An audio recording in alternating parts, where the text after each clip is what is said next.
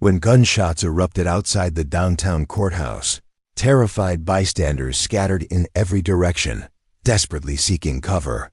But 37-year-old Kurt Kestrel did the unthinkable. He ran straight toward the violence.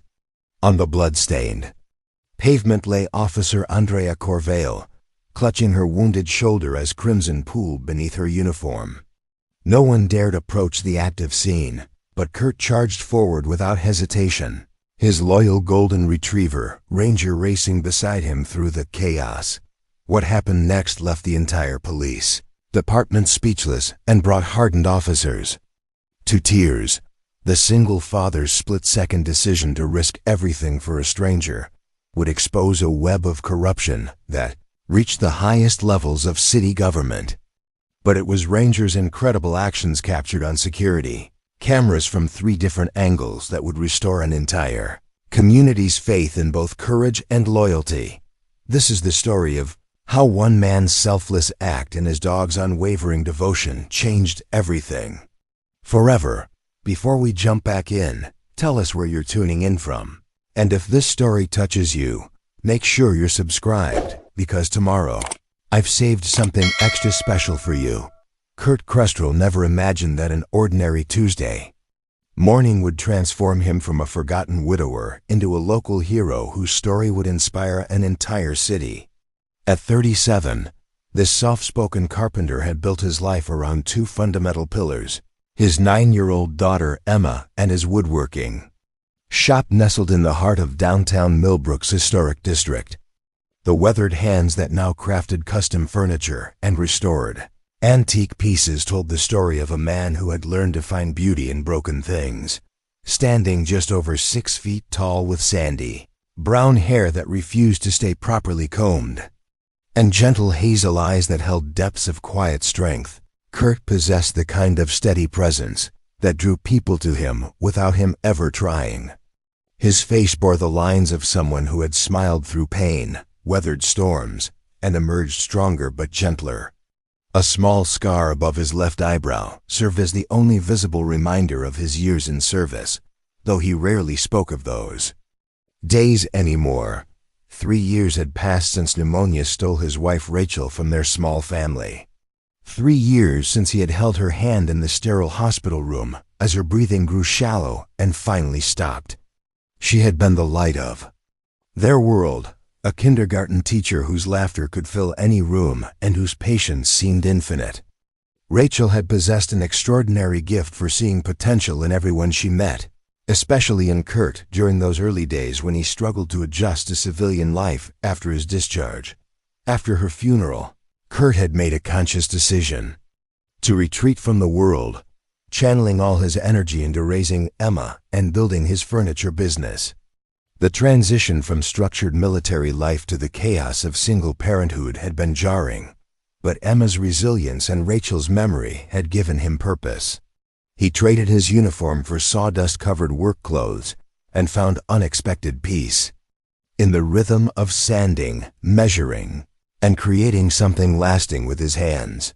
Emma had inherited her mother's bright spirit and infectious curiosity, along with Kurt's steady determination. She was the kind of young person who collected injured birds and insisted on nursing them back to health, who read voraciously and asked questions that often left Kurt scrambling for answers. Her honey-colored hair fell in waves past her shoulders, and her eyes, a perfect blend of Kurt's hazel and Rachel's green, seemed to see straight through to people's hearts. Their constant companion was Ranger, a 4-year-old golden retriever who had wandered into their lives shortly after Rachel's death. Kurt had found the dog, then barely a year old, limping through the downtown area with no collar and visible signs of abandonment. Emma had taken one look at the bedraggled animal and declared that he was meant to be part of their family. Ranger had proven her right, growing into 85 pounds of unwavering loyalty and gentle strength. His thick golden coat and intelligent brown eyes made him beautiful, but it was his intuitive understanding of both Kurt and Emma's emotional needs that made him invaluable. The dog seemed to possess an almost supernatural ability to sense when either of his humans needed comfort. On nights when Kurt sat alone after Emma's bedtime, staring at old photographs and fighting waves of loneliness, Ranger would appear beside his chair and rest his massive head on Kurt's knee until the moment passed. When Emma woke from nightmares about losing her father like she had lost her mother, Ranger would pad into her room and curl up beside her bed until morning. Kurt's woodworking shop, Kestrel Crafts, occupied the ground floor of a converted warehouse on Maple Street, just 4 blocks from the courthouse and city hall. The business had grown slowly but steadily, built entirely on word-of-mouth recommendations and Kurt's reputation for meticulous craftsmanship. He specialized in restoration work, breathing new life into pieces that others might consider beyond saving. There was something deeply satisfying about taking damaged furniture and making it beautiful and functional again. The shop reflected Kurt's personality, organized but not obsessive, practical, but with touches of warmth. Hand tools hung in precise arrangements on pegboard walls, while larger pieces in various stages of completion occupied the main workspace. The air always carried the pleasant scent of wood shavings and the oil he used to condition finished pieces. Sunlight streamed through tall windows, illuminating dancing dust particles and casting golden rectangles across the concrete floor. Emma spent every afternoon at the shop after school, doing homework at a small desk Kurt had built specially for her in the corner office area. She had become his unofficial assistant, learning to identify different wood types and understanding the basic principles of joinery. Ranger claimed a spot near the main workbench, content to observe the daily rhythm of creation while serving. As an early warning system for approaching customers, their small family had found contentment in routine and simplicity. Kurt dropped Emma at school each morning before opening the shop, spent his days crafting and restoring, picked her up each afternoon, and they spent evenings together working on homework, preparing simple meals, and sharing the quiet companionship that had sustained them through their deepest grief. Weekends were reserved for adventure, hiking trails in the nearby state park, exploring farmers markets, or simply reading together in the shop while Ranger dozed nearby. The neighborhood around the shop had undergone significant changes in recent years. What had once been a thriving commercial district full of family-owned businesses was slowly being transformed by outside developers and rising property values. Several longtime merchants had been forced to sell when they could no longer afford the increasing rent, replaced by upscale boutiques and trendy restaurants that catered to a different clientele entirely. Kurt had managed to maintain his lease through a combination of fair landlord relationships and steady business growth, but he felt the pressure of change all around him. The courthouse area, once considered the stable heart of downtown Millbrook, had become increasingly tense as development interests clashed with longtime residents and business owners. City council meetings had grown contentious, with accusations of corruption and backroom deals becoming commonplace in local politics. Despite the external changes, Kurt had worked hard to create a sense of security and normalcy for Emma. He wanted her to grow up feeling safe and loved, insulated from adult concerns about money and politics. His own experience with loss had taught him how quickly life could change, and he was determined to give her the stable childhood that circumstances had interrupted when Rachel died. Kurt's background included skills and training that he rarely discussed, but that had shaped his approach to both parenting and business. His years of service had taught him discipline, attention to detail, and the importance of preparation.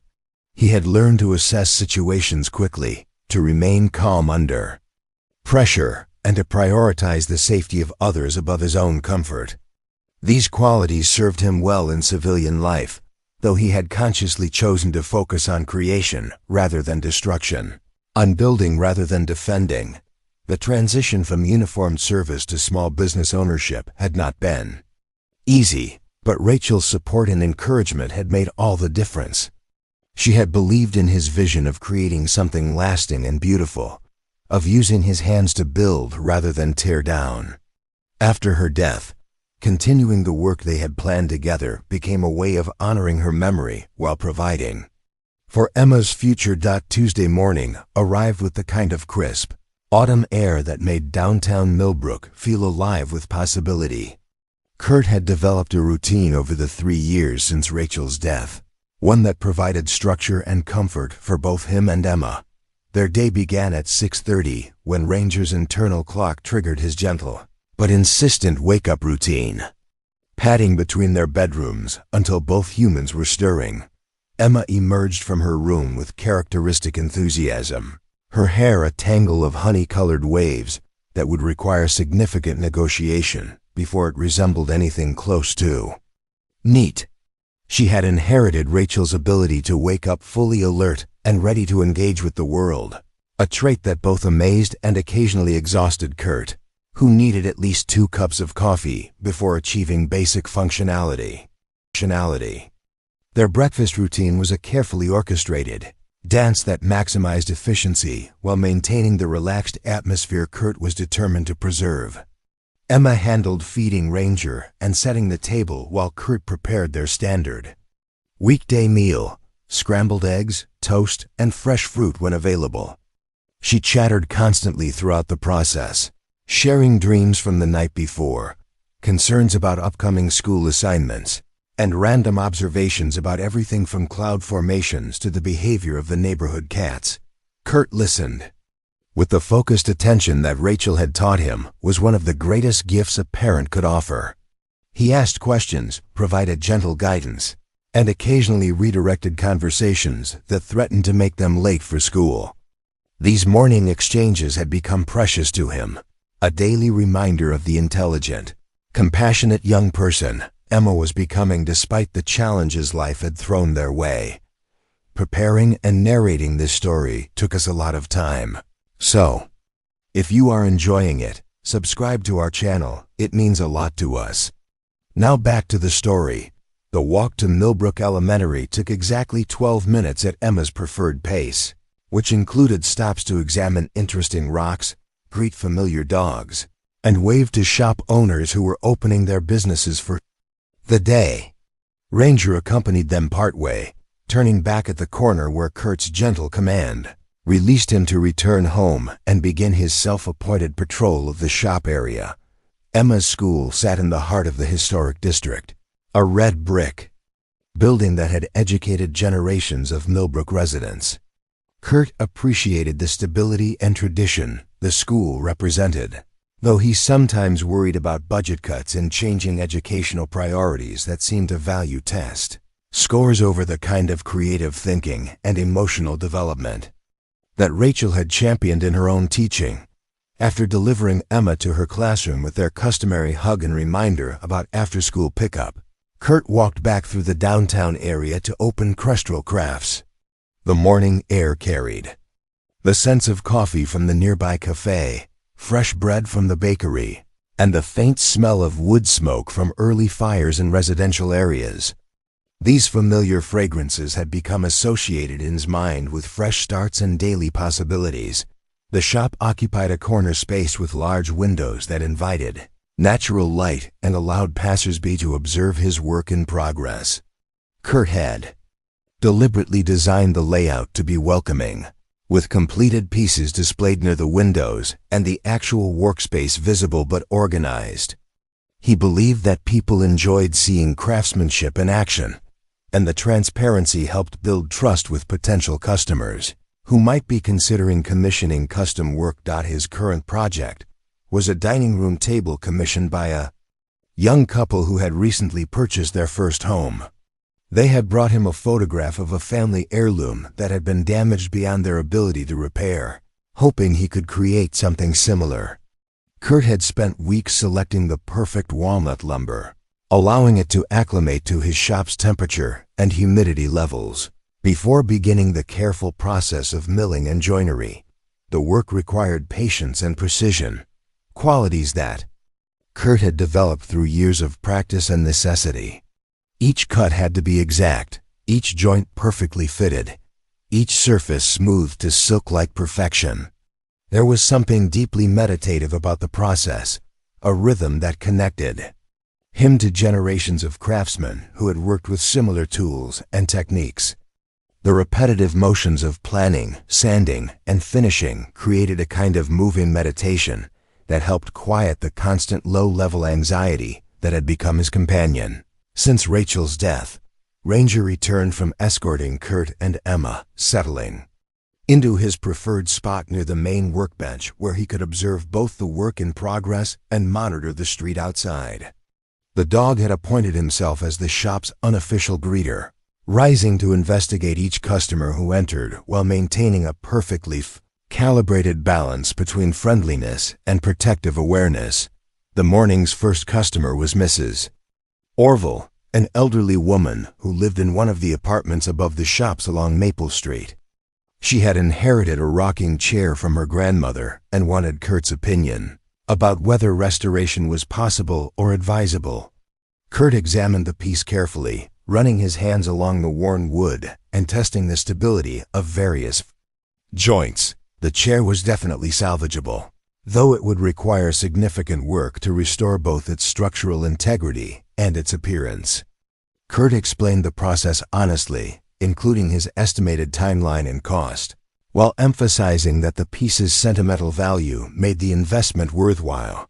Mrs. Orville's face brightened with relief and gratitude, and they scheduled a time for her to bring the chair to the shop for a more detailed assessment.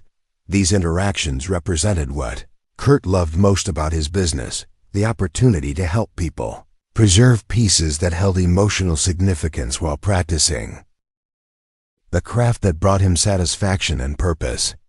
Every restoration project told a story, and Kurt had become skilled at reading the history written in worn surfaces, loose joints, and accumulated damage. Around 10:30, Emma called from school during her mid-morning break, a ritual they had established to maintain connection throughout their days apart. Her voice bubbled with excitement about a science experiment involving plant growth and her teachers' announcement about an upcoming field trip to the Natural History Museum. Kurt listened, asked appropriate questions, and confirmed their after-school plans before ending the call with their customary exchange of love. The remainder of the morning passed in the comfortable rhythm of focused work.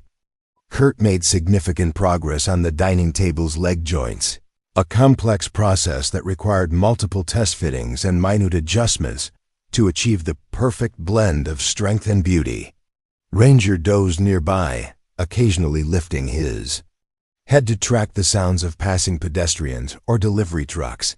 The downtown area maintained a steady but manageable level of activity. Office workers emerged from the nearby government buildings for coffee breaks. Tourists occasionally wandered through looking for antiques or unique gifts, and local residents went about their daily errands. Kurt had become attuned to the neighborhood's rhythms, able to distinguish between familiar faces and newcomers, regular patterns and unusual activities. The courthouse complex, visible from his shop's front windows, typically hummed with quiet official business.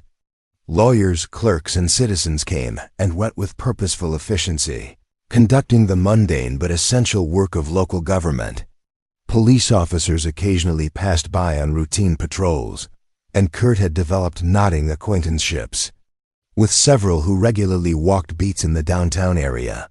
Today felt different, though Kurt couldn't immediately identify the source of his unease. Perhaps it was the increased number of official-looking vehicles parked around the courthouse, or the slightly more urgent pace of people moving along the sidewalks.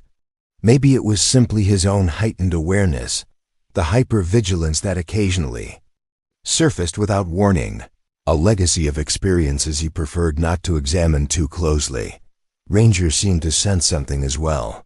His ears pricked forward more often than usual, his attention focused on sounds and movements that normally wouldn't capture his interest. The dog's superior senses often picked up on environmental changes before Kurt became consciously aware of them, a trait that had proven useful in maintaining awareness of their surroundings. At 11:45, Kurt began his lunch preparation routine, planning to eat quickly before the afternoon's scheduled pickup and delivery appointments. Emma would arrive at the shop by 3:15, and he wanted to have the dining table's legs completed so she could see the progress. When she did her homework at her corner desk, the lunch hour typically brought increased foot traffic as people emerged from offices and government buildings seeking food and brief respites from their workday responsibilities. Kurt often used this time to step outside, stretch his legs, and observe the neighborhood dynamics that affected his business environment. Today, he planned to walk 2 blocks to the courthouse area to mail a letter and possibly stop at the small cafe that served excellent coffee and homemade pastries.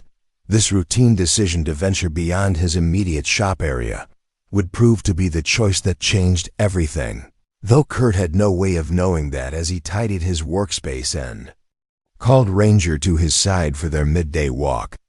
The peaceful rhythm of their ordinary Tuesday was about to be shattered by violence and chaos, transforming the quiet carpenter into an unlikely hero whose actions would inspire an entire community. The crisp autumn air carried hints of coming winter as Kurt and Ranger walked the familiar 4 blocks from Kestrel Crafts toward the courthouse complex. Kurt carried a manila envelope containing insurance paperwork that needed to be mailed from the post office branch located in the government building's lobby. The walk also served as a brief mental break from the morning's intensive focus on joinery details, allowing him to stretch his legs and observe the bustling downtown energy that surrounded his quieter workspace. Ranger trotted beside him with characteristic alertness, his golden coat catching the midday sunlight as he automatically scanned their surroundings. The dog had developed an impressive familiarity with their neighborhood roots, greeting familiar faces and noting changes in the usual patterns. Today, his behavior suggested heightened awareness, his ears rotating toward sounds that Kurt couldn't distinguish from the normal urban background noise. The courthouse area buzzed with typical Tuesday activity. Lawyers in dark suits moved purposefully between buildings, clutching briefcases and engaged in serious conversations on cell phones. Office workers emerged from the various government buildings for lunch breaks, some heading toward the small cluster of restaurants and cafes that served the downtown professional community. Citizens arrived for scheduled appointments, jury duty, or other official business, creating a steady flow of foot traffic along the tree-lined sidewalks. Kurt had traversed this route countless times over the past 3 years, developing an unconscious familiarity with the area's rhythms and patterns. He knew which parking meters expired first, which benches attracted elderly residents who enjoyed people watching, and which storefronts changed tenants most frequently. This intimate knowledge of his surroundings made him sensitive to variations in the normal flow, though today's anomalies were subtle enough that he couldn't immediately identify their source. The first concrete sign of trouble came as they approached the courthouse's main entrance. Kurt noticed an unusual concentration of official vehicles parked along streets that typically accommodated only civilian traffic. Several unmarked sedans with the telltale characteristics of law enforcement vehicles occupied spaces normally reserved for public parking. Their occupants remained inside, windows slightly lowered, creating an atmosphere of tension that seemed to charge the surrounding air. Ranger's behavior shifted noticeably as they drew closer to the government complex. His casual trot became more focused, his attention shifting between the unusual vehicles and the increased number of people moving with obvious purpose rather than the relaxed pace of routine business. The dog's superior senses were clearly detecting something that hadn't yet registered in Kurt's conscious awareness, though his own instincts were beginning to signal that something significant was developing. The postal counter inside the courthouse lobby operated with typical bureaucratic efficiency, though Kurt noticed that the security guards seemed more alert than usual. Their positions had been adjusted to provide better sight lines, and their casual conversations had been replaced by focused observation of everyone entering and leaving the building. The metal detectors appeared to be operating at higher sensitivity levels, resulting in more thorough screenings and longer processing times. After completing his mailing, Kurt emerged from the building to find Ranger waiting exactly where he had been instructed, though the dog's posture indicated continued vigilance.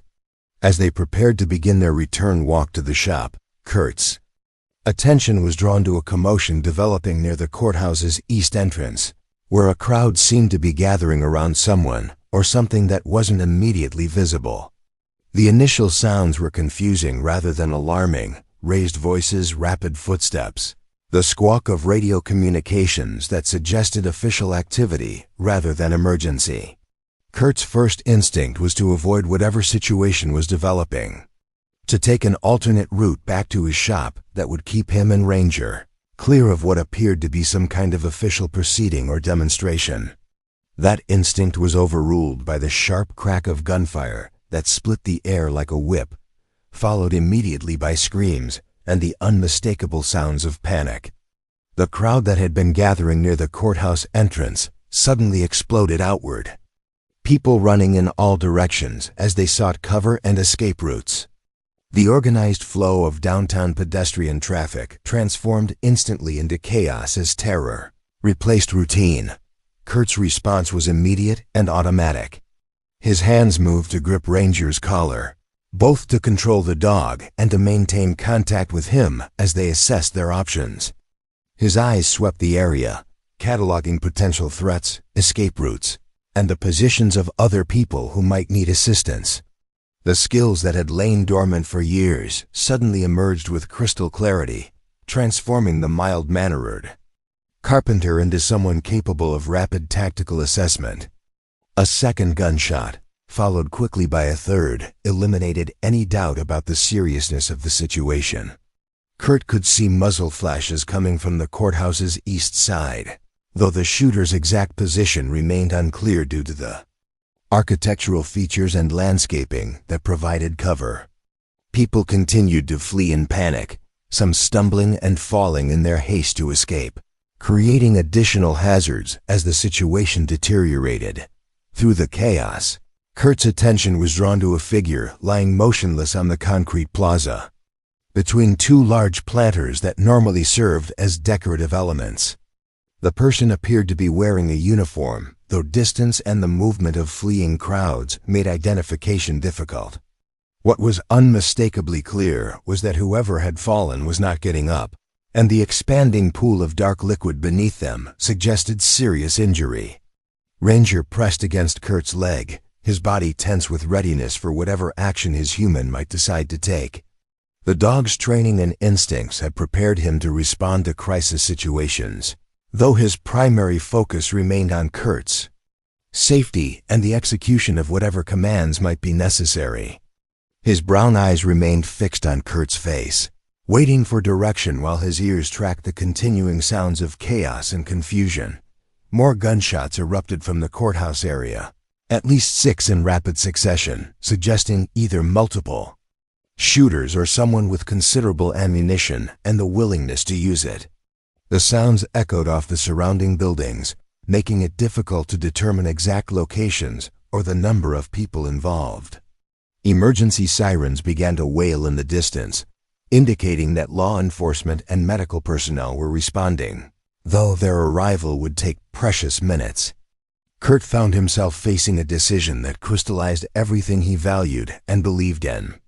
The safe choice was obvious: retreat to a secure location and wait for professional responders to handle the situation. He had no official responsibility for whatever crisis was unfolding, no obligation to involve himself in what appeared to be an active shooter situation. Emma needed her father to come home safely, and his primary duty was to ensure that he remained alive and uninjured to continue providing for her future. But the figure on the courthouse plaza wasn't moving, and the pool of blood beneath them continued to expand. Professional help was minutes away, and those minutes might mean the difference between life and death for whoever had fallen. Kurt's conscience, shaped by years of training and reinforced by Rachel's belief in the fundamental importance of helping others, would not permit him to walk away from someone who might die without immediate intervention. The moment of decision arrived with sudden clarity. Kurt looked down at Ranger, seeing intelligence and readiness in the dog's alert expression. He thought of Emma, of Rachel, of the values they had tried to instill in their family about courage and compassion. The choice, when it came, felt inevitable rather than heroic, a simple matter of doing what needed to be done regardless of the personal cost. "Stay close," he whispered to Ranger, his voice steady despite the adrenaline coursing through his system. The dog's tail wagged once in acknowledgement, a brief gesture that communicated perfect understanding and unwavering loyalty. Together, they began moving toward the courthouse plaza, against the flow of fleeing people, toward the fallen figure, who lay bleeding on the concrete while chaos erupted around them. The weight of decision pressed down on Kurt like a physical force as he watched the steady expansion of blood beneath the motionless figure on the courthouse plaza. Every rational thought screamed for retreat, for safety, for the preservation of his own life so that Emma would not lose both parents to tragedy. Yet something deeper than rational thought was pulling him forward, a moral imperative that had been shaped by years of training, hardened by personal loss, and reinforced by the values Rachel had insisted they teach their daughter. Ranger remained. Pressed against his leg, a warm and solid reminder of loyalty that transcended personal safety. The dog's brown eyes held an intelligence that seemed to understand the gravity of their situation, while expressing complete faith in whatever decision Kurt might make. There was no judgment in that gaze, no pressure toward any particular choice. Only the absolute certainty that whatever path Kurt chose, Ranger would follow without hesitation. The fallen figure had become clearer as more people fled the immediate area. Kurt could now see the distinctive dark blue uniform of a Millbrook police officer, along with the equipment belt and radio that confirmed this was someone who had been trying to protect others when violence erupted. The officer appeared to be female, based on build and hair length, though her face was turned away from Kurt's position. One arm was pressed against her shoulder in what looked like an attempt to stem bleeding from a gunshot wound. More shots rang out from somewhere beyond the courthouse's east wing, followed by the sound of shattering glass and additional screams. The shooter or shooters were still active, still dangerous, making any movement toward the plaza an act of considerable risk. Emergency sirens were growing louder, but professional help remained at least 3 or 4 minutes away. For someone with a serious gunshot wound, those minutes could mean the difference between survival and death. Kurt's mind automatically began calculating angles, distances, and cover options as his dormant tactical training reasserted itself. The plaza offered minimal protection, with only the decorative planters and a few benches providing potential concealment. The wounded officer lay approximately 40 yards from Kurt's current position, exposed to potential fire from multiple directions. Any rescue attempt would require crossing open ground while remaining vulnerable to continued shooting. The rational choice was overwhelmingly clear: retreat to safety, call 911 to report the wounded officer's location, and trust professional responders to handle the situation when they arrived. Kurt had no body armor, no weapons, no communication equipment, and no legal authority to intervene in what appeared to be an active shooter situation. He was a civilian with a young daughter who depended on him for everything, and taking unnecessary risks violated every principle of responsible parenting. But the officer was bleeding, possibly dying, while he stood safely distant and debated his options. The moral equation was as clear as the tactical one. Someone needed help immediately, and he was the only person in position to provide it. Professional responders were minutes away, but the wounded officer might not have minutes to spare. Every second of delay increased the likelihood that his potential intervention would become meaningless. The memory of Rachel's voice cut through his internal debate with startling clarity. He could hear her words from one of their many conversations about values and choices, delivered in the gentle but firm tone she used when discussing matters of fundamental importance. Courage isn't the absence of fear, Kurt. It's acting in spite of fear when action is necessary. We teach Emma that helping others matters more than personal convenience or comfort. Those conversations had typically centered around smaller moral choices, whether to return excess change from a store, clerk's mistake, how to respond to playground bullying, the importance of honesty even when it carried consequences. But the underlying principle remained the same.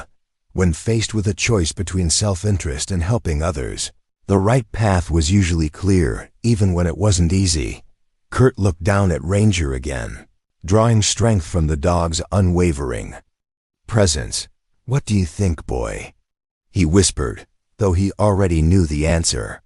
Ranger had been trained by experience and instinct to protect, to serve, to act when action was needed.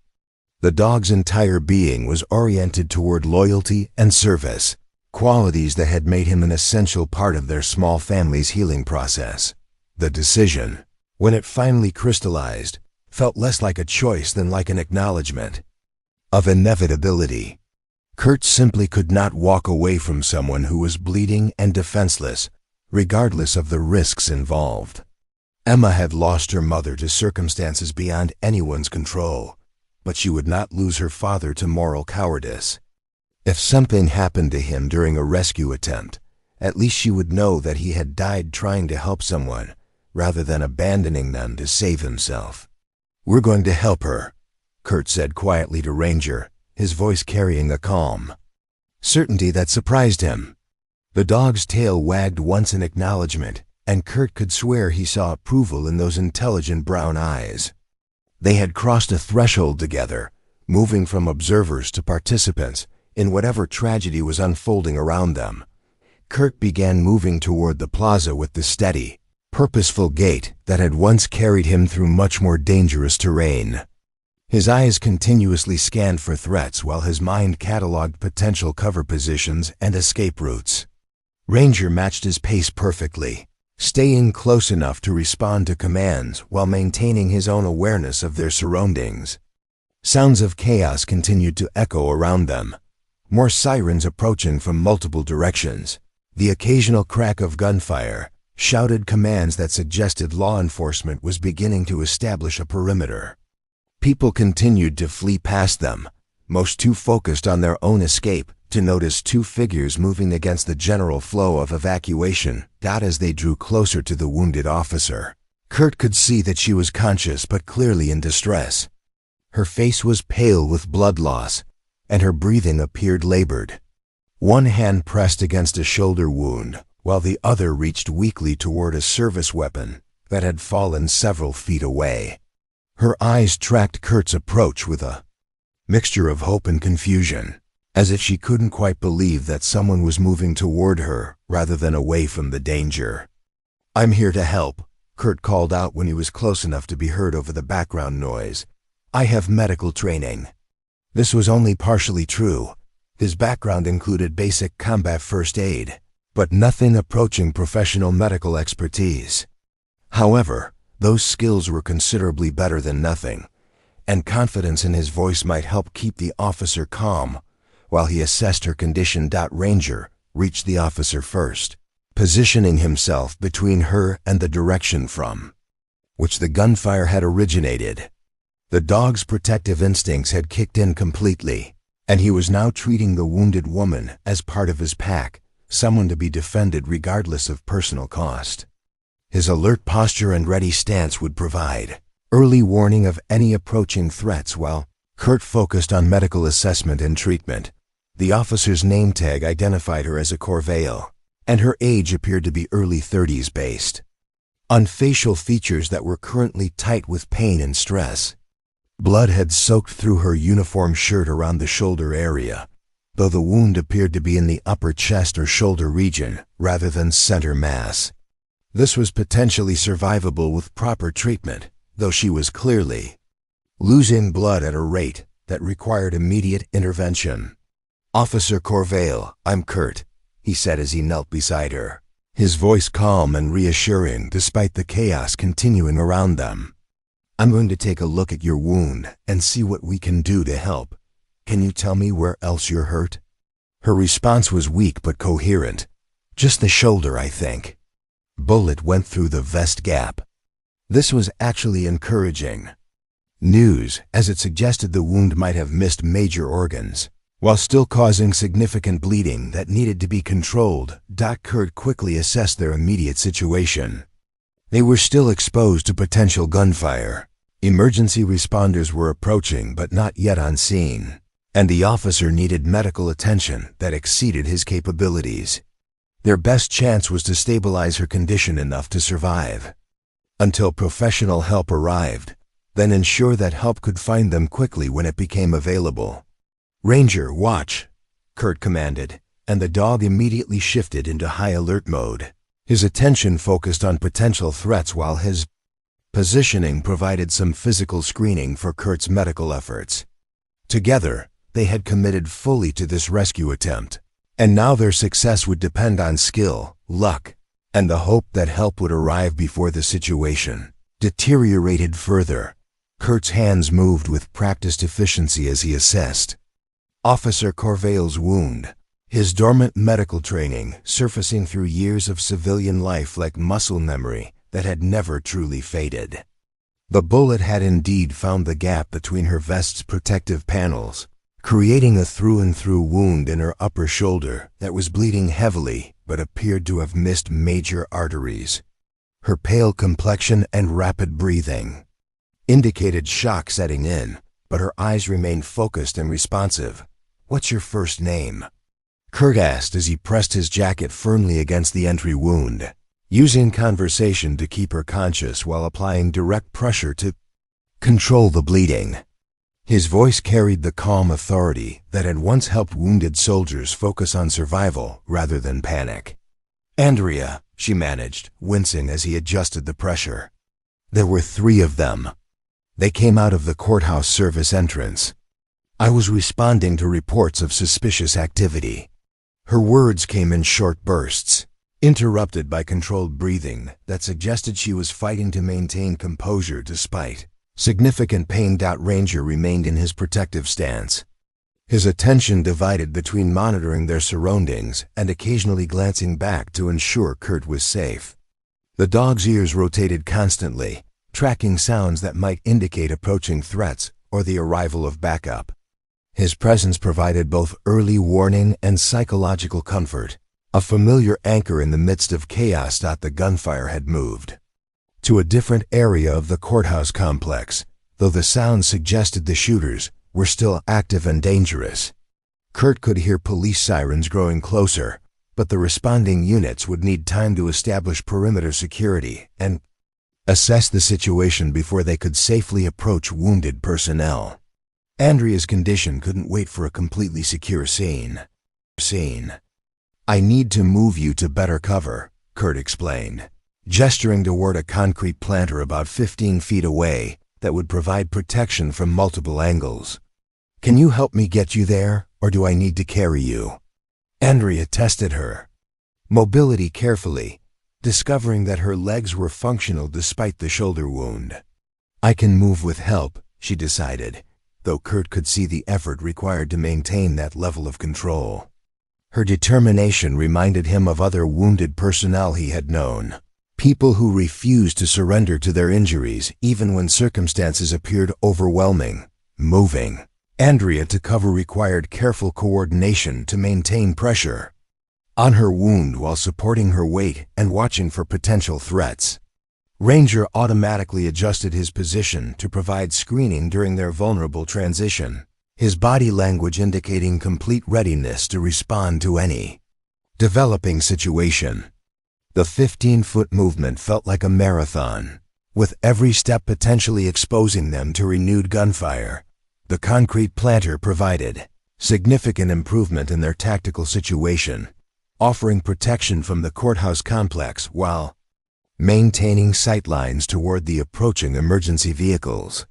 Kurt could now focus more completely on medical treatment without the constant exposure that had made their initial position untenable.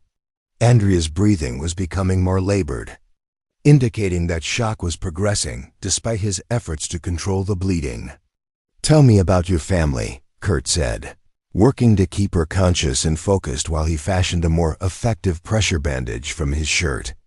This conversation served multiple purposes: monitoring her mental state, providing distraction from pain, and maintaining the human connection that could make the difference between giving up and fighting to survive. "Daughter in college," Andrea replied, her voice growing weaker but maintaining clarity. "Maria. She's studying to be a nurse. Wants to help people like her mom." The pride in her voice was unmistakable, even filtered through pain and shock. "She's going to be so much better at this than I am." Kurt smiled despite their circumstances, recognizing the universal parental pride that transcended profession and situation. "She's going to be proud of what you did today, standing up to armed criminals to protect people. That's the kind of courage that inspires people to choose helping professions." The sound of approaching vehicles was growing much louder, indicating that professional help was finally reaching the courthouse area. However, Kurt could also hear continued gunfire from what sounded like the building's opposite side, suggesting that the situation remained active and dangerous. Responding officers would need to secure the scene before medical personnel could safely approach wounded victims. Ranger's head snapped toward a specific direction, his body tensing in a way that indicated immediate threat rather than general alertness. Kurt followed the dog's gaze to see two figures in dark clothing moving through the landscaping approximately 60 yards away, carrying what appeared to be rifles and moving with the purposeful coordination of people executing a planned operation. "Contact," Kurt whispered to Andrea, borrowing terminology that felt natural despite years of civilian life. His hand moved to shield her radio, pressing the emergency button that would broadcast their location to responding units while indicating officer down and immediate assistance required. The figures had not yet noticed their position behind the planter, but their movement pattern suggested they were conducting some kind of systematic search. The tactical situation had suddenly become much more complex. Kurt was responsible for a wounded police officer who could not move quickly or defend herself, armed only with her service weapon that lay several feet from their current position. The approaching figures were clearly part of the group that had initiated the shooting, and their behavior suggested they were looking for something or someone specific rather than simply attempting to escape. Ranger's protective instincts were fully engaged, his body coiled for action, while his intelligent eyes remained fixed on Kurt's face for direction. The dog understood that their small group was in immediate danger, and his training and temperament prepared him to respond with whatever level of force might be necessary to protect his human and their wounded companion. Kurt made another critical decision in a day that had already required several. Rather than attempting to hide and hope the gunman would pass by their position, he chose to retrieve Andrea's service weapon and prepare to defend their location if necessary. His movement was careful and deliberate, designed to avoid attracting attention while ensuring he could respond effectively if their position was discovered. The weapon felt familiar in his hands despite years away from military service and muscle memory guided his hands through a quick function check that confirmed the pistol was loaded and ready for use. Andrea watched with professional approval, recognizing competent weapon handling when she saw it even through her pain and diminishing strength. "Military?" she asked quietly, noting the automatic way he had positioned himself to provide both cover for her and optimal firing angles toward potential threats. "Was," Kurt replied simply, his attention focused on the approaching figures who were now close enough that he could see they were young men, probably early 20s, moving with the nervous energy of people operating beyond their experience level. Their weapons appeared to be R-style rifles, and their clothing suggested they had prepared for this operation rather than acting on sudden impulse. The lead figure stopped approximately 30 yards from their position, speaking into what appeared to be a radio or cell phone. Kurt couldn't hear the conversation, but the body language suggested they were receiving instructions or reporting their status to someone else. This indicated a level of organization and planning that made the situation more dangerous than random violence. Ranger remained motionless except for the slight tremor that indicated readiness for explosive action. The dog's training had taught him to respond to Kurt's commands instantly and completely, whether the situation required silent observation or aggressive intervention. His presence provided tactical advantages that Kurt was prepared to use if circumstances demanded action rather than continued concealment. The second figure began moving directly toward their planter, his rifle held in a ready position that suggested familiarity with its use. Whether this movement was deliberate or coincidental would become clear within moments, but Kurt prepared for the possibility that their concealment was about to be compromised. His finger moved to the trigger guard of Andrea's service weapon, while his other hand gestured for Ranger to prepare for action. Andrea's breathing had become increasingly shallow, indicating that her condition was deteriorating despite Kurt's first aid efforts. She needed professional medical attention immediately, but the tactical situation prevented any movement toward the approaching emergency vehicles. They were trapped between her medical emergency and the immediate threat posed by armed criminals who appeared to be searching systematically through the courthouse area. The approaching gunman was now close enough that discovery seemed inevitable. Within the next few moments, Kurt faced another critical decision: attempt to neutralize the threat before their position was compromised, or wait and hope the gunman would pass by without detecting them. Either choice carried enormous risks, but Andrea's deteriorating condition made prolonged concealment increasingly untenable. The gunman's boots crunched on scattered debris as he approached their concealed position, his rifle sweeping in practiced arcs that suggested military or law enforcement training. Kurt could see the man's face now, young, perhaps 23 or 24, with the tense expression of someone operating under extreme stress. The weapon in his hands was an R15 variant, modified with accessories that indicated serious preparation rather than impulsive violence. Ranger's muscles coiled beneath his golden fur, every instinct preparing him for protective action while he waited for Kurt's command. The dog's breathing had become completely silent, a predatory stillness that transformed the gentle family pet into something far more dangerous. His intelligent eyes remained fixed on Kurt's face, reading micro-expressions for the signal that would unleash carefully controlled violence in defense of their pack.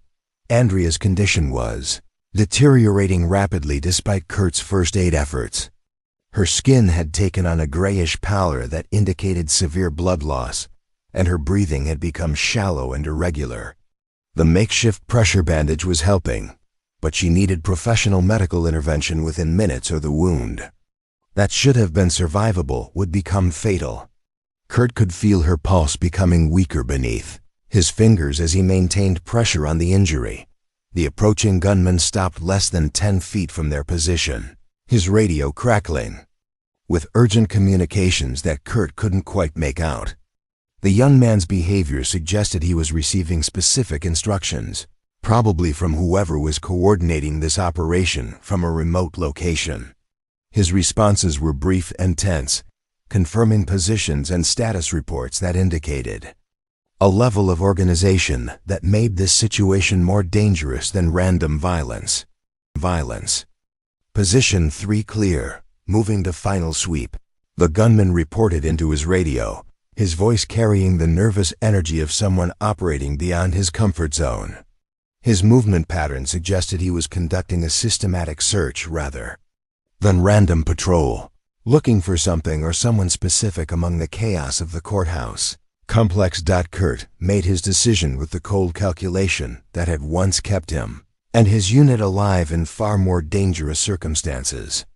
Rather than waiting for discovery, he would create his own opportunity while maintaining maximum advantage. His hand moved to Ranger's collar, applying the specific pressure pattern that served as a silent command for aggressive intervention. When verbal commands weren't possible, the attack unfolded with devastating precision.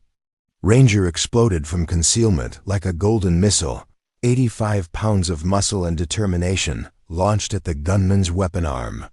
The dog's training had taught him to disable rather than kill, targeting the hands and arms that held weapons rather than going for the throat like his wild ancestors might have done. His teeth clamped down on the gunman's wrist with crushing force, immediately compromising his ability to use the rifle effectively. Kurt followed Ranger's charge. By 3 seconds, rising from cover with Andrea's service weapon trained on the second gunman, who was approximately 20 yards away. The tactical situation had been reversed in moments.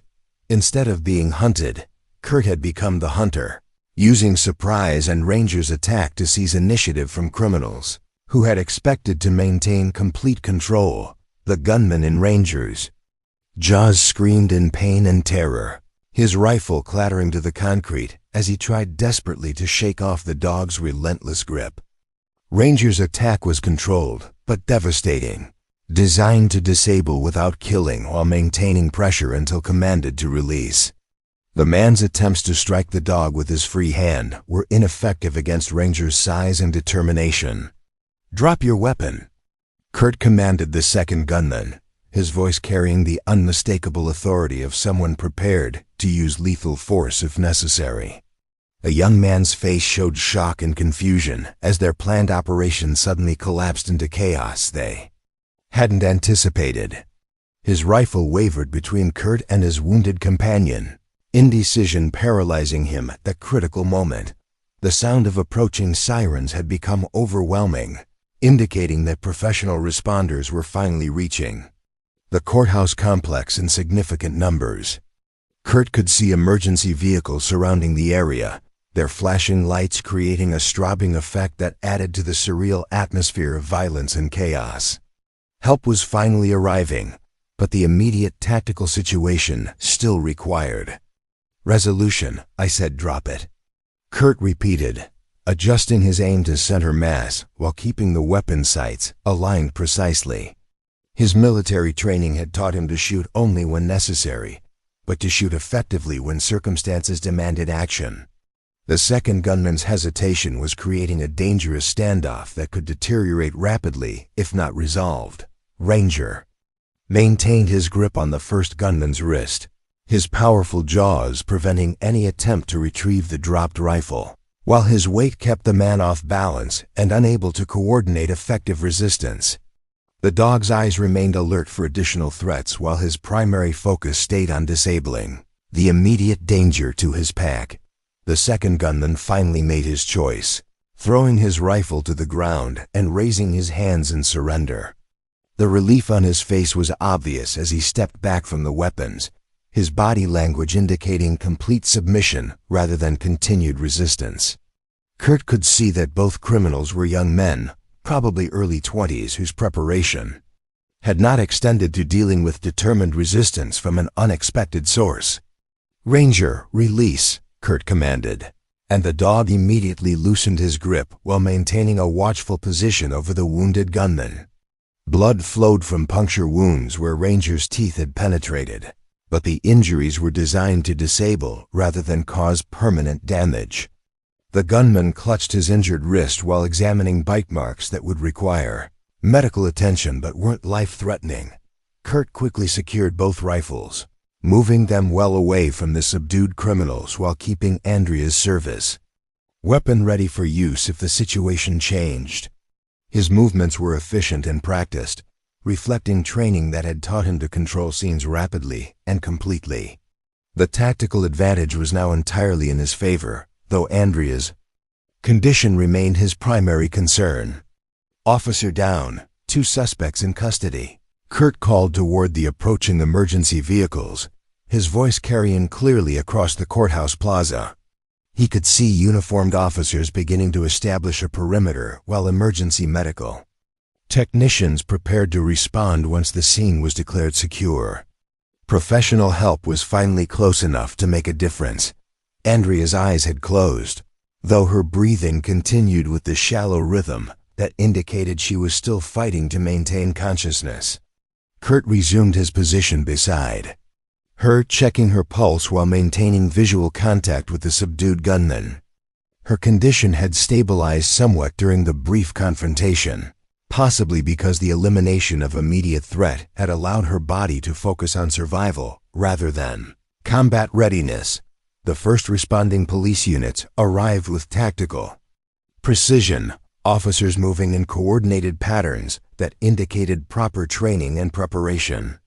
Kurt could see them assessing the scene, noting the wounded officer, the subdued suspects, and the civilian who appeared to have taken control of the situation. Their body language suggested professional competence rather than panic, which was encouraging given the complexity of what they were encountering. "This is Officer Andrea Corvale, badge number 2847.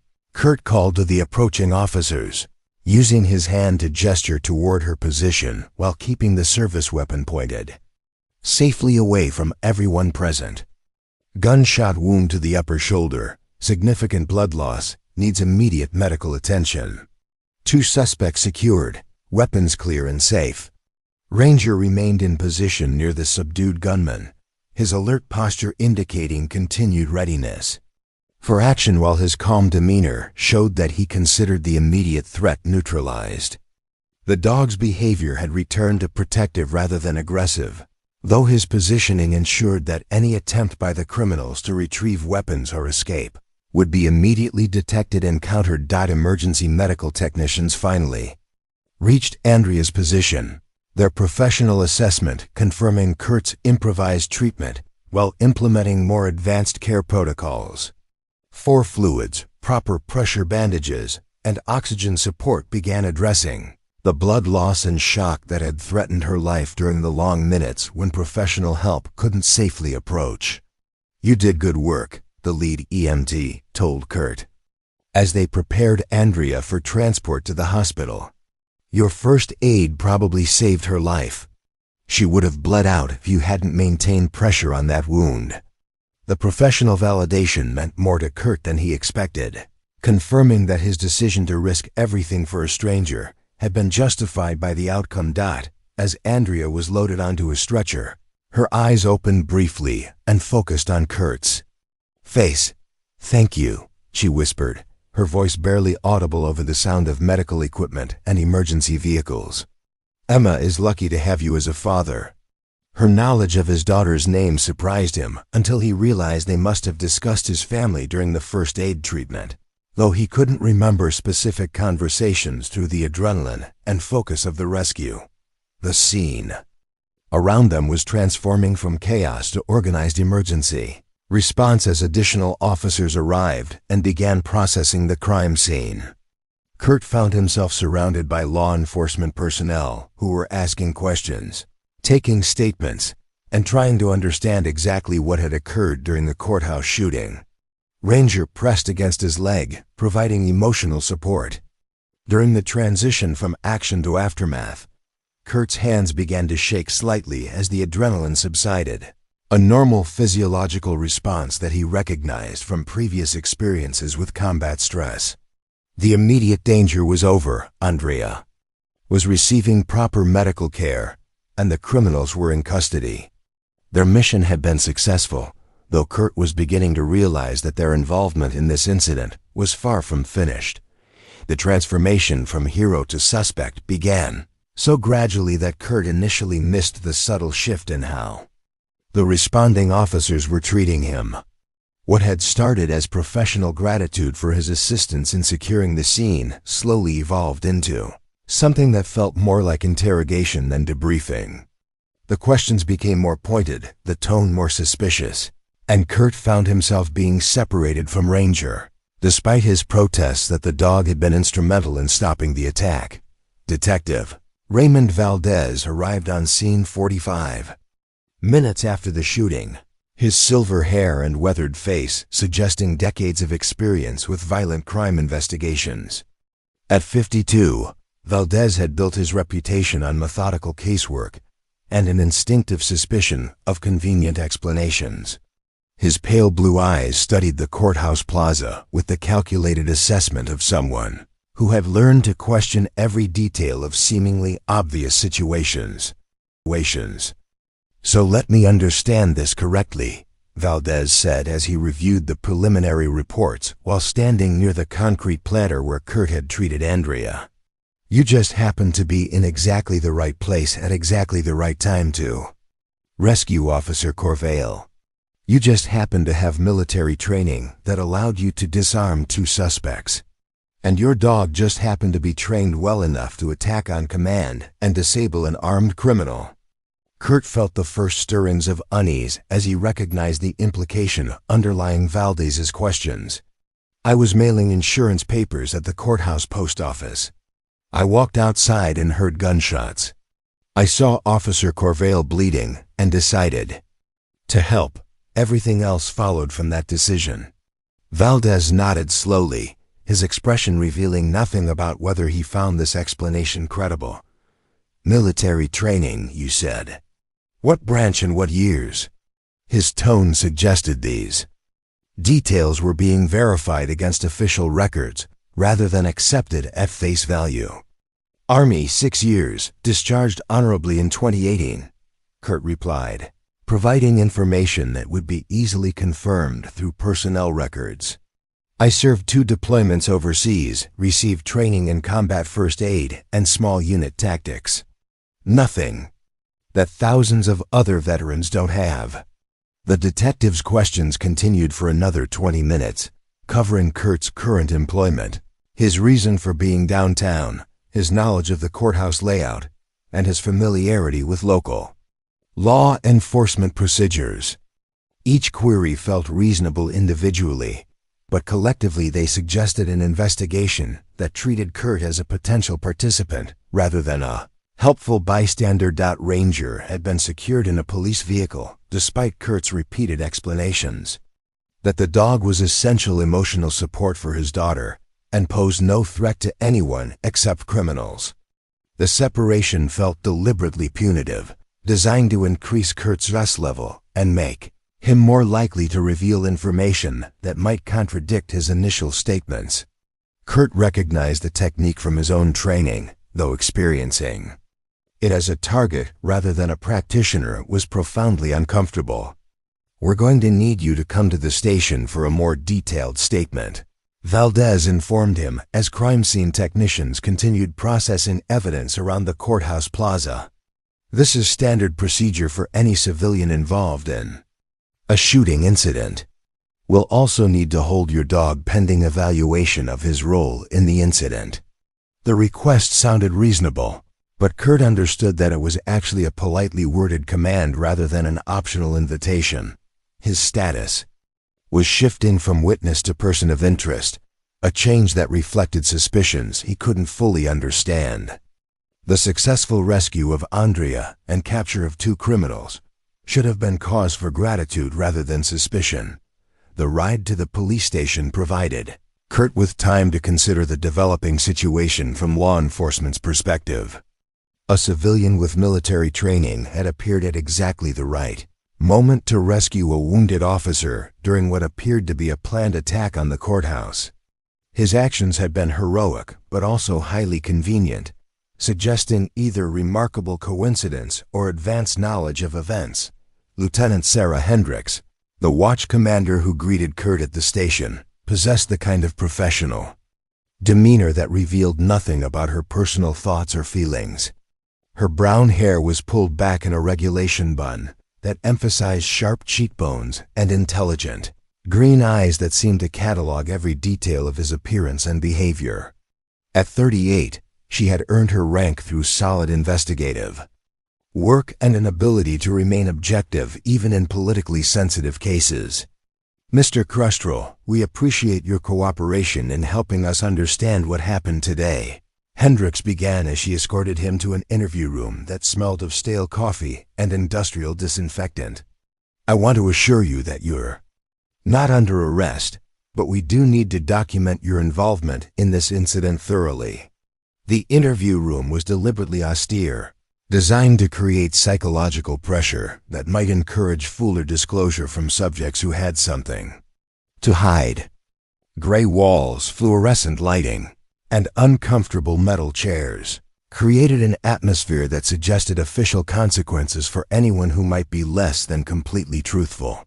Kurt recognized the environment's purpose but found it difficult to avoid feeling guilty despite his complete innocence. Hendricks began with basic biographical information, confirming details about Kurt's residence, employment, and family situation. Her questions were delivered in a neutral tone that provided no indication whether his answers were considered credible or suspicious. The professional interrogation style was designed to prevent subjects from gauging investigator reactions and adjusting their responses accordingly. "Tell me about your military service," Hendricks requested, her pen poised over a legal pad that already contained several pages of handwritten notes. "Specifically, what type of training you received that prepared you to handle today's situation." Kurt provided a factual summary of his service record, including basic training, advanced individual training, deployment experiences, and the combat skills that had proved relevant during the courthouse incident. He emphasized that his background was typical for infantry veterans rather than specialized or unique, though he could see that Hendricks was taking detailed notes about his capabilities and experience. "Have you had any previous contact with Officer Corvale?" she asked, shifting to questions that seemed designed to establish whether their encounter had been planned or coincidental. "Any reason you might have known her schedule or location today?" "I've never met her before today," Kurt replied honestly. "I don't know any Millbrook police officers personally. I moved here 3 years ago after my wife died, and I've had no reason to interact with law enforcement since then." Hendricks consulted a file folder that contained what appeared to be background information gathered during the preliminary investigation. "Your business is located 4 blocks from the courthouse. You walk through that area regularly. It would be natural for you to be familiar with police patrol patterns and officer schedules." The implication was becoming clearer despite Hendricks' careful neutrality. Someone was suggesting that Kurt's rescue of Andrea might not have been the spontaneous act of heroism it appeared to be. The alternative theory seemed to involve advanced knowledge of the attack, possibly even coordination with the criminals who had initiated the shooting. "I own a woodworking shop," Kurt said, working to keep frustration out of his voice. "I make furniture and restore antiques. I have no involvement with criminal activity of any kind. I pay my taxes, raise my daughter, and try to contribute positively to the community. Today was the first time I've ever been involved in any kind of violence since leaving the military." The interview continued for 2 hours, covering every aspect of Kurt's background, current circumstances, and activities during the day leading up to the courthouse shooting. Hendricks was thorough and professional, but Kurt could sense an underlying skepticism that suggested his explanations were being viewed as potentially constructed rather than spontaneous. During a brief break, Kurt was allowed to call his daughter's school to arrange for her after-school care, though he wasn't permitted to explain the situation in detail. Emma's confusion and worry were evident even through the brief phone conversation, and Kurt felt a growing anger at being treated like a criminal when he had risked his life to save someone. "Mr. Kestrel, I need to inform you that we'll be conducting a search of your business premises," Hendricks said when the interview resumed. "We have a warrant based on the unusual circumstances of your involvement in today's incident. This is standard procedure, and we expect your full cooperation." The search warrant felt like a violation despite Kurt's complete innocence. His shop was his sanctuary, the place where he had rebuilt his life after Rachel's death and created stability for Emma's future. Having investigators treated as a potential crime scene seemed to taint everything he had worked to create during their 3 years in Millbrook. "What exactly are you looking for?" Kurt asked, though he suspected the answer would be deliberately vague to avoid compromising the investigation's integrity. "Evidence that might help us understand the full scope of today's events," Hendricks replied in the neutral tone that had characterized the entire interview. "We need to eliminate all possibilities before we can close this case." Kurt realized that his situation had become significantly more serious than a simple witness statement. He was being investigated as a potential conspirator in an attack that he had risked his life to stop, based on suspicions that seemed to value coincidence over character. The recognition that he might need legal representation was both shocking and terrifying, representing a level of legal jeopardy he had never imagined facing. As he was finally released from the station, with instructions not to leave town without permission, Kurt found himself feeling more violated by the investigation than by the original attack. At least the criminals had been obvious in their hostility, while the legal system was treating him as guilty while maintaining a facade of professional courtesy. The worst part was knowing that Emma would be waiting for him at home, expecting her father to return from a normal day at work with stories about furniture projects and customer interactions. Instead, he would have to explain why police had searched their shop and why her father was being treated as a suspect rather than a hero. Wow. Kurt endured hours of suspicious questioning at the police station. Andrea Corvale was fighting her own battle from a hospital bed in Millbrook General's intensive care unit. Despite the pain medication that clouded her thoughts and the doctor's strict orders to rest and recover, she couldn't shake her growing anger at how the investigation was proceeding. The man who had saved her life was being treated like a criminal, while the real questions about how 3 armed men had gained access to courthouse security areas remained largely unexamined. The bullet had done more damage than initially apparent, nicking a major blood vessel and requiring emergency surgery to prevent internal bleeding. Recovery would take weeks rather than days, but Andrea's determination to clear Kurt's name provided motivation that exceeded any medical concern. From her hospital bed, she began conducting her own investigation using resources that her fellow officers hadn't thought to restrict. Her first call was to her partner, Detective Michael Santos, who had been off duty during the courthouse shooting, but had arrived at the hospital as soon as he heard about her injury. Santos was everything that Detective Valdez wasn't: young, idealistic, and still convinced that law enforcement existed to serve justice rather than close convenient cases. His olive complexion and earnest brown eyes reflected a personality that valued truth over politics. "Mike, I need you to listen carefully," Andrea said when Santos arrived for visiting hours. "Kurt Kestrel saved my life today. Without him, I would have bled to death on that courthouse plaza. But Valdez is treating him like he was part of the attack instead of the person who stopped it." Santos pulled his chair closer to Andrea's bed, his expression indicating complete attention despite the hospital's clinical atmosphere. "What aren't they telling me about this case? I've been getting fragments of information all day, but nobody wants to brief me completely." Andrea's investigation had already uncovered troubling inconsistencies in the official narrative. The 3 suspects had detailed knowledge of courthouse security procedures.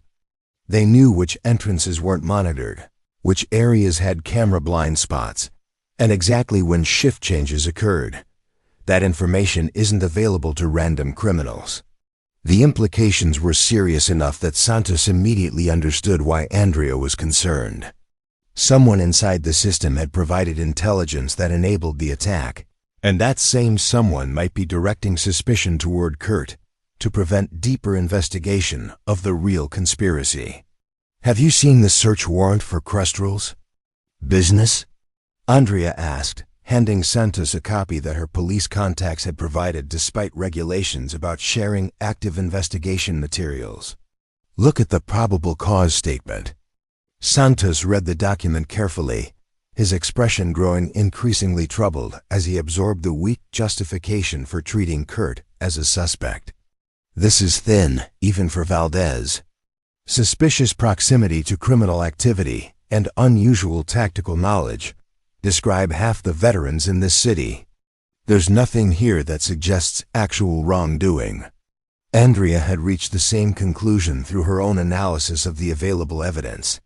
The search warrant appeared to be a fishing expedition designed to find something, anything, that could justify treating Kurt as a co-conspirator rather than acknowledging the embarrassing fact that a civilian had succeeded where law enforcement had initially failed. "I want you to run background checks on the 3 suspects," Andrea instructed, her voice gaining strength as she focused on investigative work rather than her physical condition.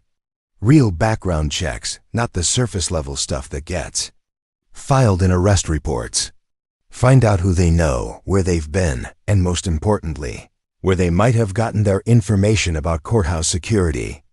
Santos nodded, understanding that Andrea's request went beyond normal investigative protocols into the kind of deep research that might uncover uncomfortable truths about systemic failures. I'll need to be careful about how I access those databases. If someone is covering up internal leaks, they won't appreciate thorough investigation. While Santos began his research, Andrea used her hospital computer access to review courthouse security footage from the day of the attack. The official investigation had focused on the shooting itself, but Andrea was more interested in the hours and days leading up to the violence. Patterns of reconnaissance and preparation often revealed more about criminal organization than the crimes themselves. What she discovered was deeply disturbing. The courthouse security system had recorded multiple visits by the three suspects during the week preceding the attack. They had appeared individually rather than as a group, conducting what appeared to be careful observation of guard posts, camera positions, and pedestrian traffic patterns. Their behavior suggested professional surveillance rather than casual familiarization. More troubling was the realization that these reconnaissance visits had occurred during periods when certain security cameras were mysteriously offline for routine maintenance. The timing was too convenient to be coincidental, suggesting that someone with access to security schedules had coordinated the surveillance windows to avoid creating permanent records of the suspects' presence. Andrea's phone rang as she was reviewing the security footage timeline. The caller ID showed Detective Valdez's number, though she had specifically requested that all updates about the case be directed through Santos rather than the lead investigator whose competence she was beginning to question. "Officer Corvale, I hope you're recovering well," Valdez said in the professional tone that had characterized their previous interactions. "I wanted to update you on our investigation of the Kestrel situation. We found some interesting materials during our search of his premises." Andrea felt her anger rising as she recognized the satisfaction in Valdez's voice. "What kind of materials?" she asked, though she suspected the answer would involve creative interpretation of innocent evidence. Technical manuals related to security systems, detailed maps of the courthouse complex, and documentation about local law enforcement procedures, Valdez reported with obvious pleasure. Taken together, these materials suggest a level of preparation that goes beyond casual civic interest. The supposed evidence was laughably weak to anyone familiar with actual investigative work. Security system manuals were available online to anyone interested in protecting their business. Courthouse maps were provided free to visitors at the information desk. Documentation about law enforcement procedures could describe anything from citizen ride-along programs to community policing initiatives. "Detective Valdez," Andrea said, dropping any pretense of professional courtesy, "I was there. I saw what happened. Kurt Kestrel risked his life to save mine when no one else would. His dog attacked armed criminals to protect us both. If you're treating him as a suspect based on the evidence you just described, then you're either incompetent or corrupt." The silence that followed her statement lasted long enough to suggest that Valdez was considering how to respond to such direct criticism from a fellow officer. When he finally spoke, his tone had shifted from professional courtesy to barely controlled anger. "Officer Corvale, your injuries may be affecting your judgment about this case. I suggest you focus on your recovery and leave the investigation to personnel who weren't emotionally involved in the incident." Andrea recognized the threat implicit in Valdez's response. By questioning his investigative competence, she had made herself a target for retaliation that could affect her career and reputation within the department. But her commitment to justice exceeded her concern for personal consequences, especially when an innocent man's freedom was at stake. "I'll be filing a formal complaint about the conduct of this investigation," Andrea informed him before ending the call. "Kurt Kestrel deserves better treatment from the people he helped protect." Santos returned to the hospital that evening with information that transformed their understanding of the courthouse attack. His background research on the three suspects had revealed connections that the official investigation had either missed or chosen to ignore. All three suspects have prior arrests for drug-related offenses, Santos reported, consulting notes he had taken during hours of database research. But here's the interesting part. Their cases were all handled by the same prosecutor, dismissed by the same judge, and their defense attorney was the same person who currently represents several city council members in ethics investigations. The pattern suggested a level of systemic corruption that extended far beyond the courthouse shooting. The three suspects weren't random criminals who had suddenly decided to attack law enforcement. They were connected to a network of legal and political relationships that provided both motivation and opportunity for violence against officers who might threaten those relationships. "There's more," Santos continued, his expression indicating that the worst revelations were still coming.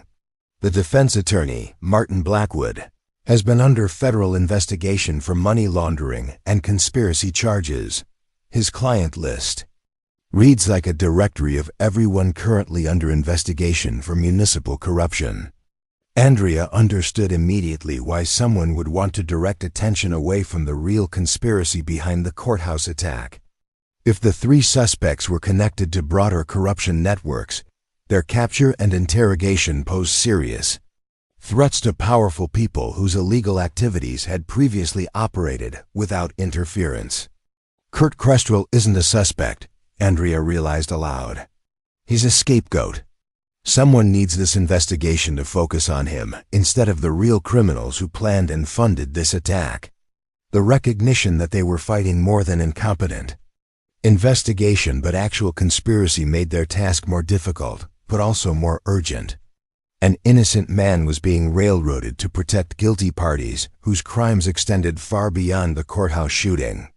Justice required not just clearing Kurt's name, but exposing the entire network of corruption that had necessitated his persecution.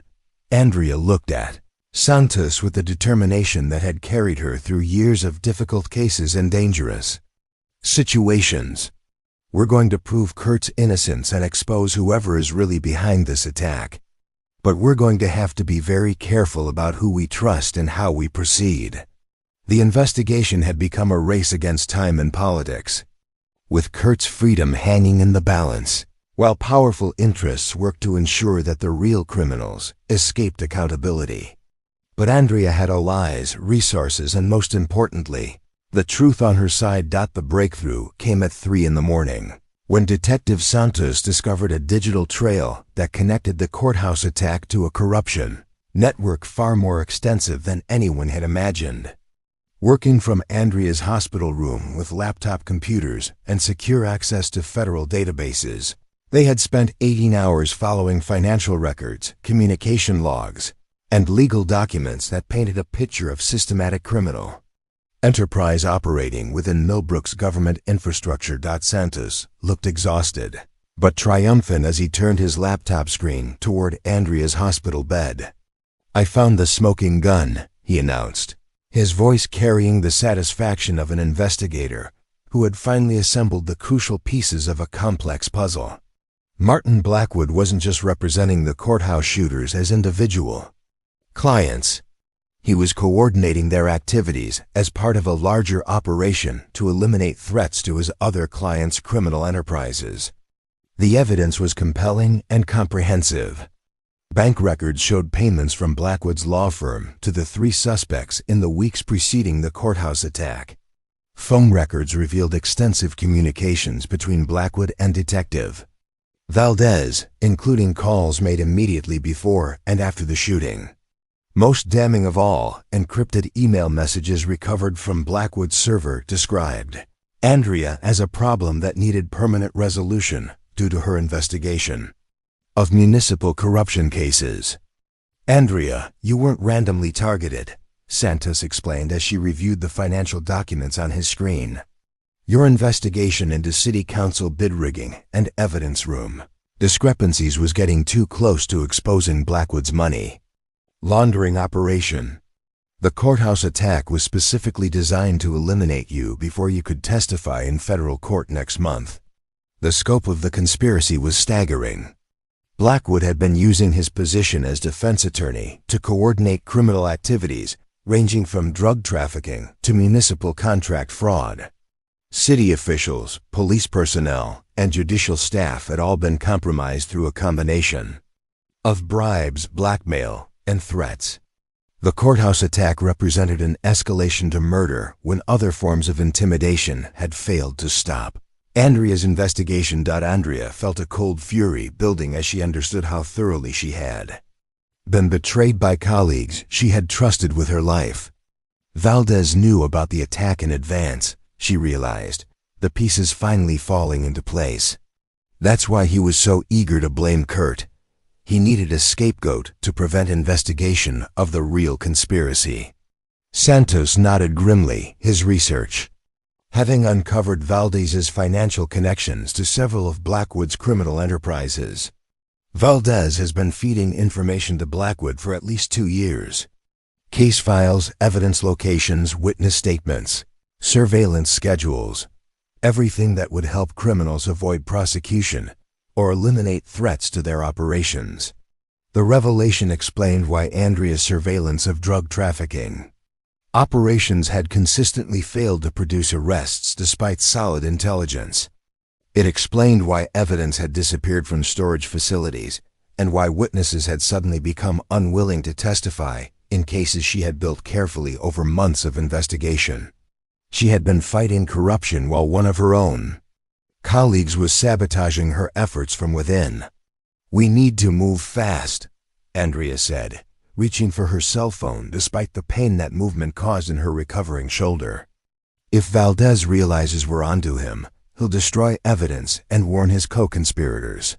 Kurt could be charged with conspiracy before we can prove his innocence." Their first call was to FBI Special Agent Jennifer Park, who had been leading the federal investigation into municipal corruption that had prompted Andrea's original surveillance work. Park had been frustrated by the lack of progress in her case, unable to understand why solid intelligence kept failing to produce prosecutable evidence. Santos's discoveries finally explained the systematic sabotage that had protected Blackwood's criminal network. "Agent Park, this is Detective Santos with Millbrook PD," he said when Park answered her phone at the early hour. "I'm calling about your municipal corruption investigation. We have evidence that one of our detectives has been feeding information to Martin Blackwood and that yesterday's courthouse shooting was an attempt to murder Officer Andrea Corvale before she could testify in your case." Park's response was immediate and decisive. "Don't discuss this information with anyone else in your department. I'm mobilizing a joint task force right now. We'll have federal warrants and arrest teams in position within 6 hours. Can you and Officer Corvale maintain operational security until we're ready to move?" The next few hours passed with agonizing slowness as Andrea and Santos waited for federal agents to coordinate arrests that would finally expose the extent of corruption within Millbrook's government. They couldn't return to the police station without alerting Valdez to their discoveries, and they couldn't contact other colleagues without risking that information would reach co-conspirators who might destroy evidence or flee the jurisdiction. Andrea used the waiting time to prepare a comprehensive statement documenting Kurt's heroic actions during the courthouse shooting. Her account emphasized his split-second decision to risk his life for a stranger, his effective medical treatment under fire, and his successful neutralization of armed criminals when professional responders couldn't safely approach. The statement would serve as powerful testimony to Kurt's character when the corruption charges inevitably came to trial. At 7 in the morning, FBI agents arrested Martin Blackwood at his downtown office as he arrived for what he believed would be a normal business day.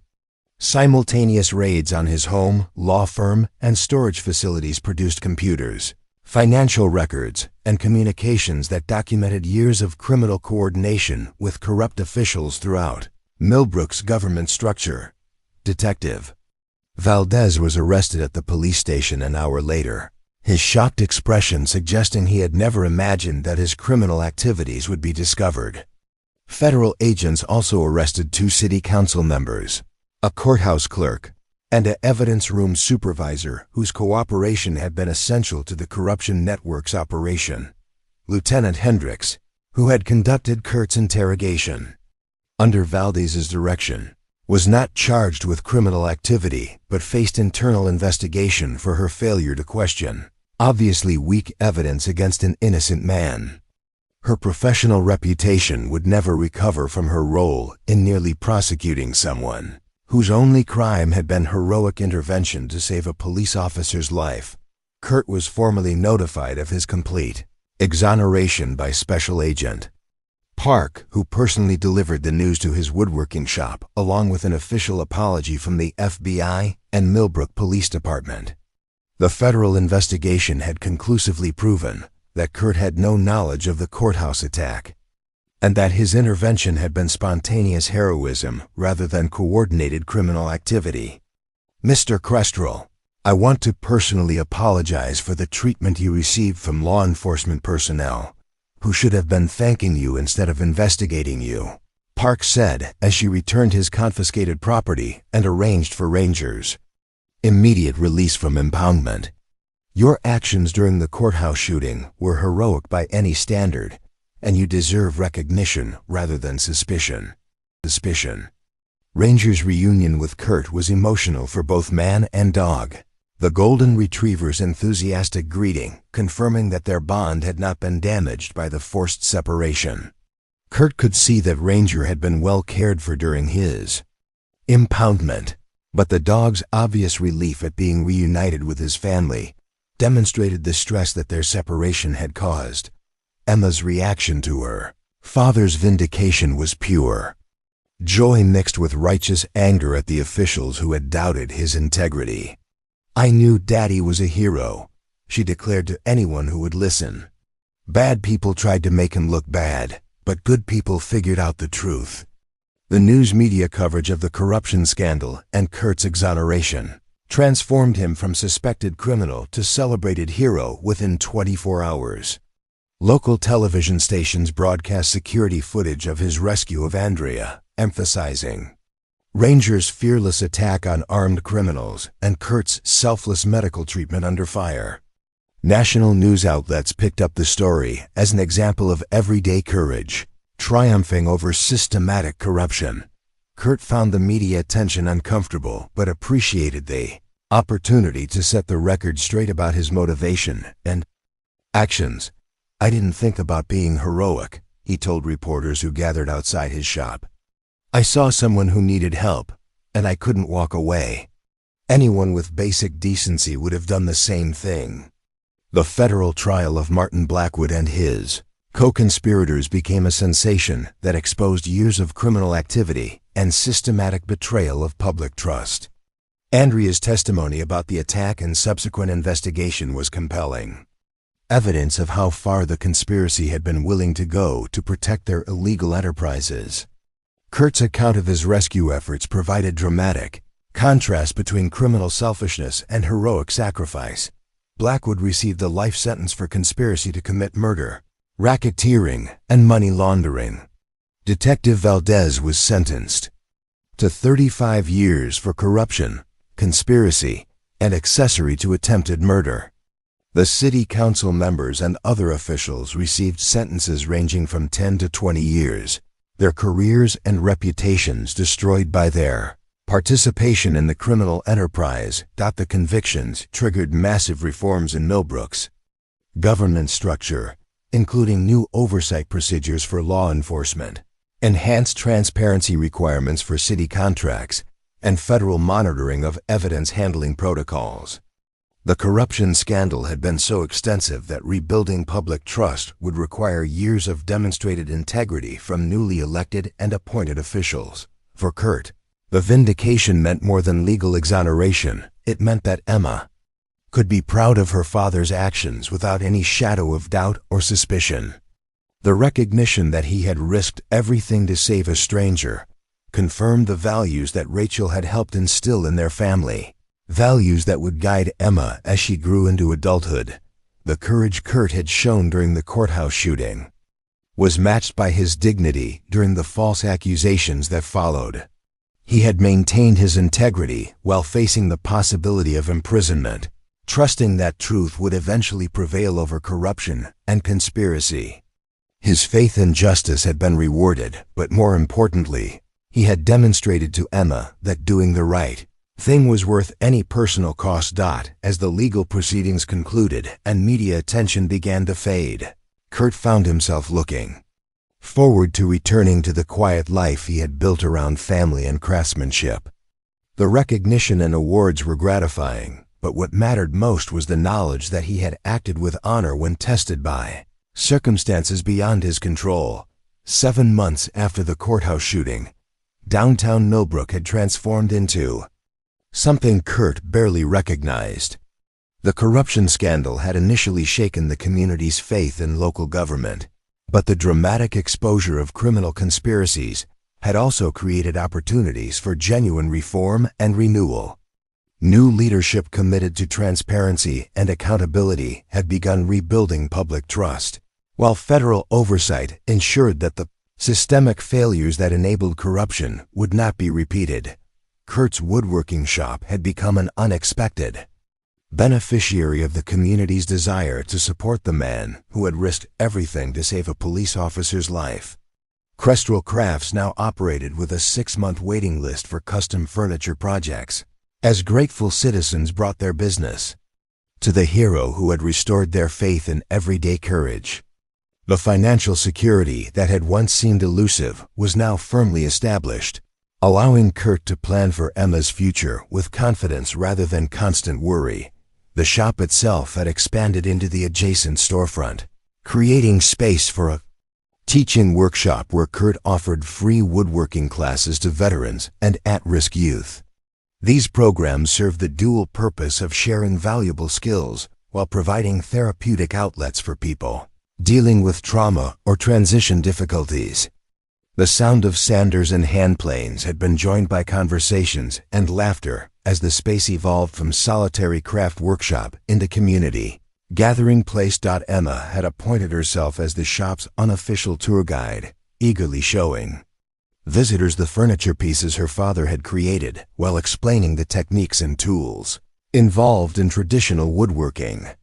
Her enthusiasm and knowledge impressed adults who had expected a typical 9-year-old's limited attention span. But Emma's exposure to craftsmanship had given her appreciation for skill and patience that exceeded her years. Ranger had achieved minor celebrity status in his own right, with children from the neighborhood regularly stopping by the shop to visit the hero dog who had helped save a police officer.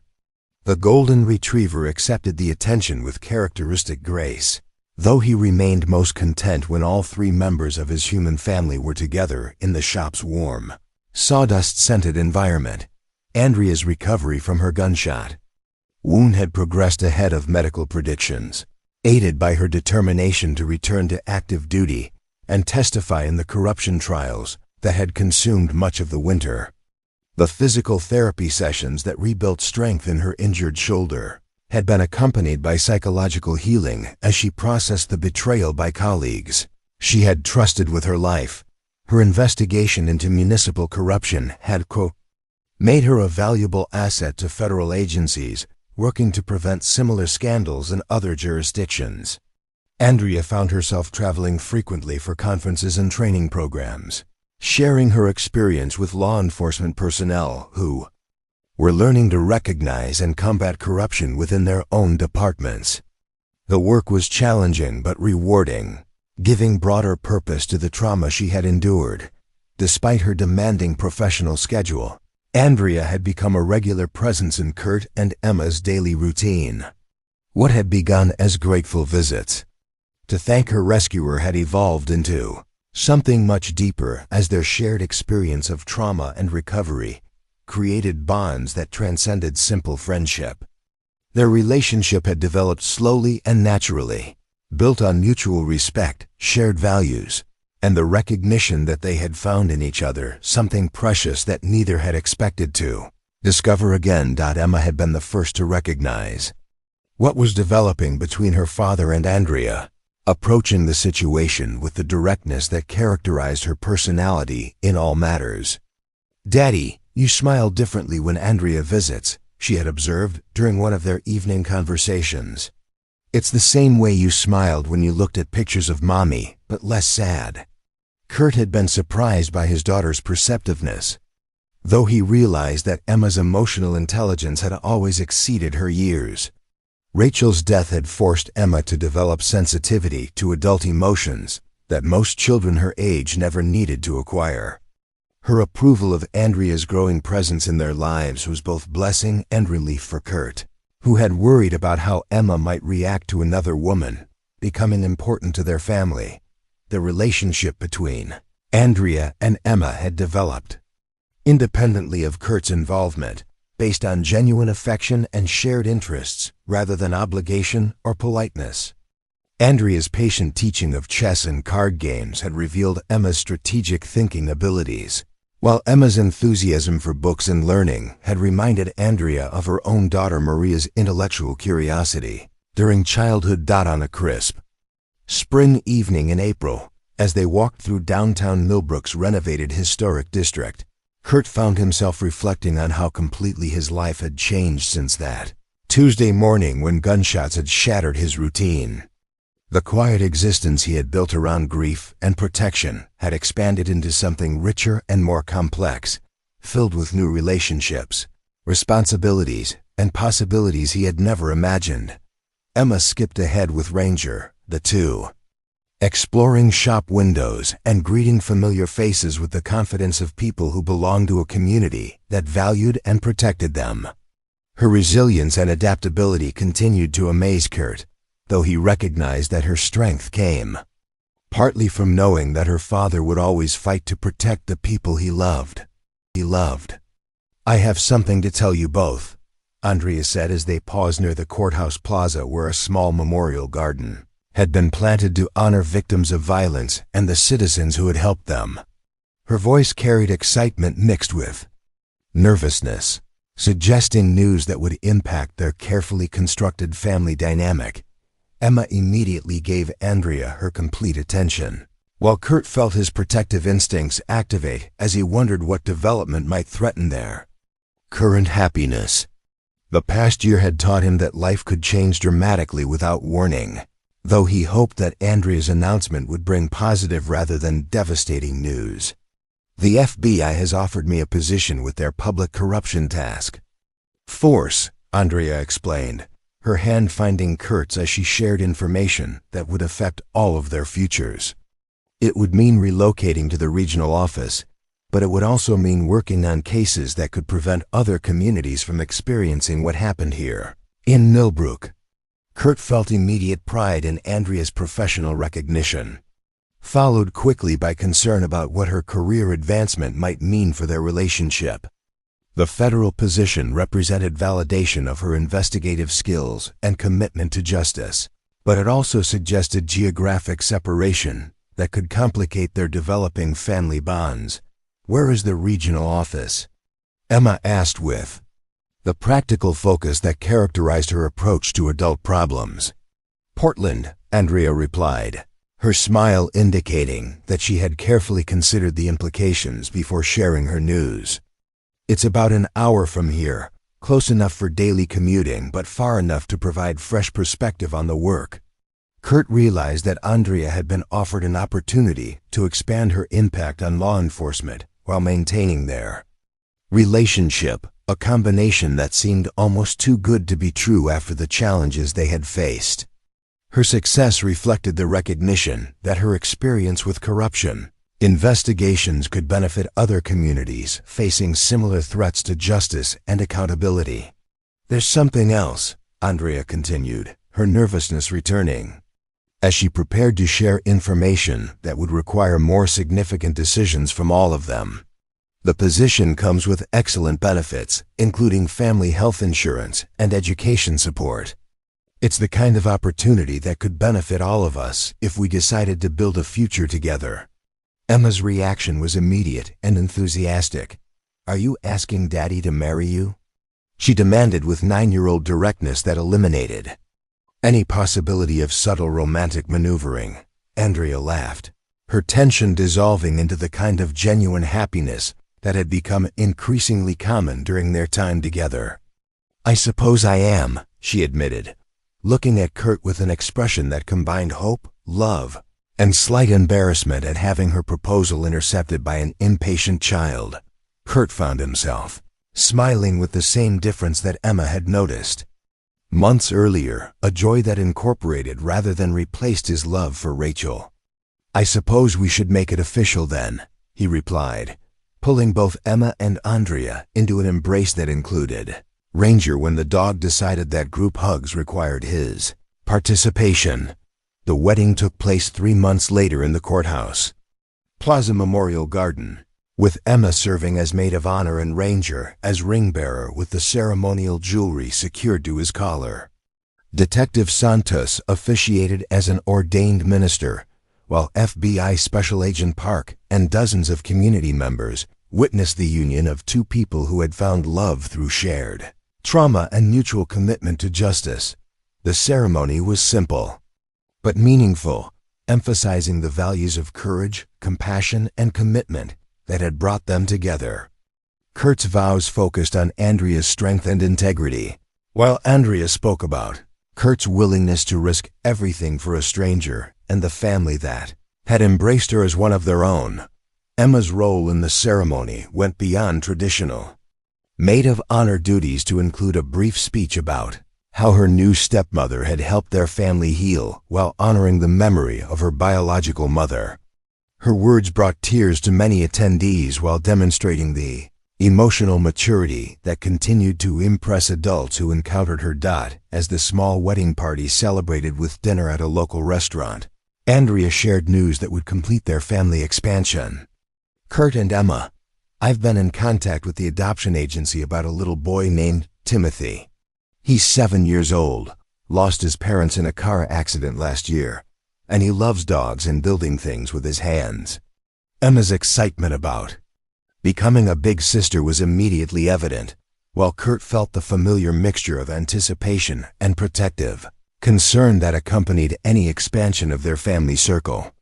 The opportunity to provide a loving home for another parentless young person seemed like natural extension of the values that had guided their family's development. 6 months later, Timothy Chun became Timothy Crustrell Corvale, bringing his quiet intelligence and careful observation skills to a household that already valued thoughtfulness and craftsmanship. His adjustment to family life was gradual but steady, aided by Emma's patient mentorship and Ranger's immediate acceptance of another family member to protect and comfort.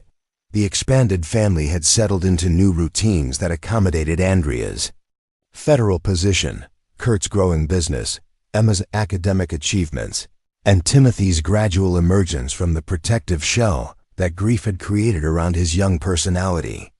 Their home was filled with the comfortable chaos of active children, adult conversation about work and community involvement, and the constant presence of a dog who considered family protection his primary responsibility. On the first anniversary of the courthouse shooting, the city of Millbrook dedicated a permanent memorial honoring victims of violence and the citizens who had helped them. Kurt's name was engraved alongside those of other community members who had demonstrated extraordinary courage, though he remained uncomfortable with public recognition for actions that felt like simple human decency. Emma and Timothy had collaborated on a school project about community heroes that featured their father's story alongside those of teachers, firefighters, medical personnel, and other people who made daily sacrifices to help others. Their presentation emphasized that heroism was not limited to dramatic moments, but included the everyday choices that people made to prioritize others' welfare over their own convenience. As Kurt watched his expanded family interact with friends, and neighbors during the memorial dedication ceremony. He reflected on the extraordinary journey that had begun with a simple decision to help someone in need. The quiet life he had constructed around grief and protection had evolved into something richer and more complex, filled with relationships and responsibilities that honored Rachel's memory while creating new sources of joy and purpose at the courthouse. Plaza, where he had once dragged a bleeding police officer to safety, now hosted community festivals and farmers markets that celebrated Millbrook's renewal. The corruption that had once threatened the community's foundation had been replaced by transparent governance and citizen engagement that made the city stronger and more resilient. Emma and Timothy were growing into young people who understood that courage meant acting according to your values regardless of personal cost, while Andrea's work continued to protect other communities from the kind of systematic corruption that had once threatened their own. Ranger remained the family's faithful guardian, his golden coat now showing the first hints of gray, but his loyalty as unwavering as ever. Kurt had learned that the greatest rescue wasn't pulling someone from physical danger, but building something worth protecting from the foundation of shared values and mutual commitment. His family had grown through choice rather than chance, united by love that multiplied rather than replaced what had come before. In helping a stranger during her moment of greatest need, he had discovered that some actions create ripples that continue expanding long after the original moment of decision has passed. Up next, you've got two more standout stories right on your screen. If this one hit the mark, you won't want to pass these up. Just click and check them out. And don't forget to subscribe and turn on the notification bell so you don't miss any upload from us.